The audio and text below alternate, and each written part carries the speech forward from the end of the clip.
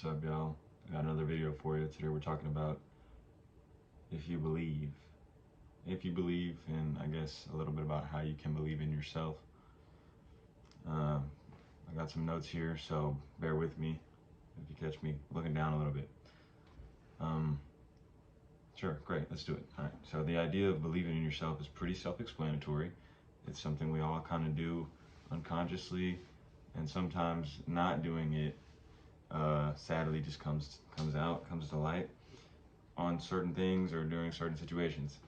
You may or not believe in yourself when it comes to meeting new people or being social or talking to girls, or if you can do X, Y, and Z with whatever goals you got going. And I'm just going to try to give you some perspective on how you can maybe work on that and grow past that into believing in yourself.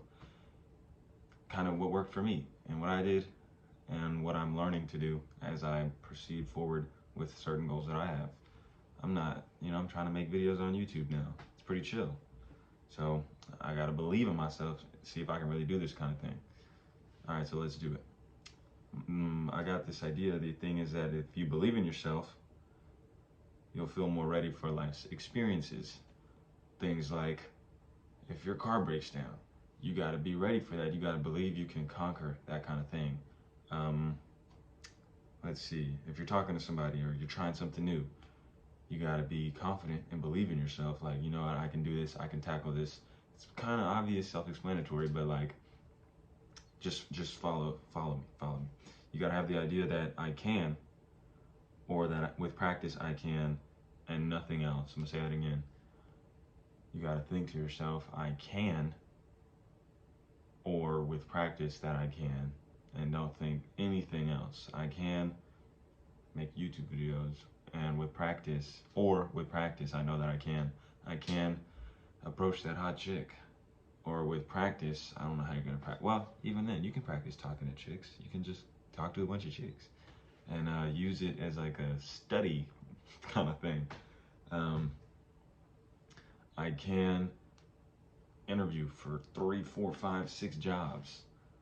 And with practice, you're thinking, I can get this job I really want. You just have to be able to master interviewing and presenting yourself in a way that's worthwhile for whoever you're talking to. So there you go, there's that. Accept the good, reassure yourself of compliments and positive feedback.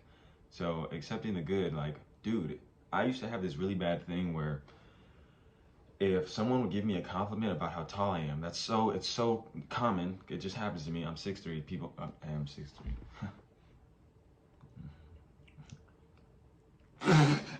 I'm sorry. All right.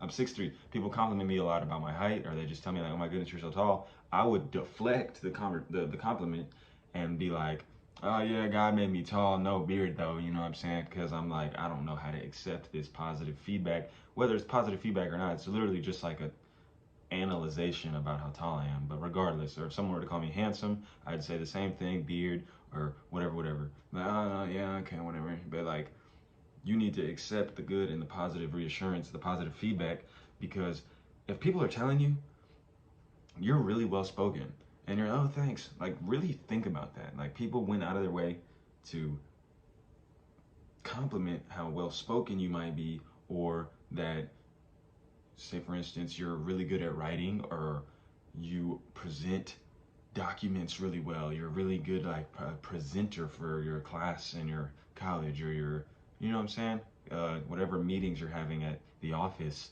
you're really good at presenting these kinds of things. You need to really absorb that and think like, okay, play to your strengths, because like everyone has strengths and weaknesses that lead them to believing in themselves. I'm going to make a point about that later, but just play to your strengths, really absorb that positive reassurance and feedback, because it's just a way for you to believe in yourself more. It might really like boost your confidence and those kinds of things, because you might be thinking, I don't know what I'm good at, I'm just floating around existing, blah blah blah. But in reality, there's things that people are telling you that you're doing great at, and you maybe just need to focus on those handful of things.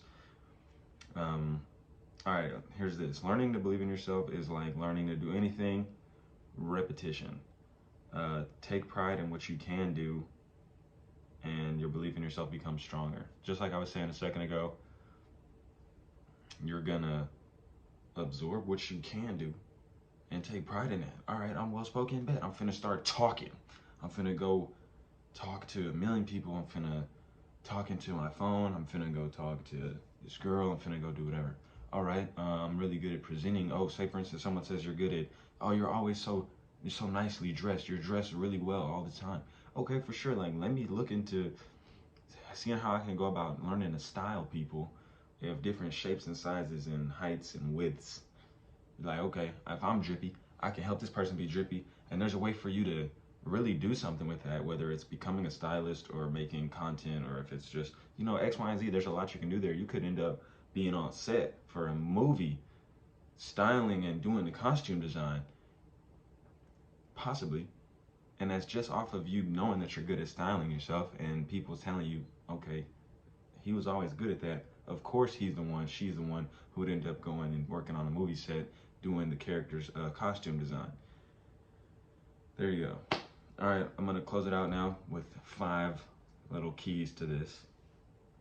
The first one is to choose your friends wisely. Don't waste time on negative people. We're working on believing in ourselves, building ourselves up.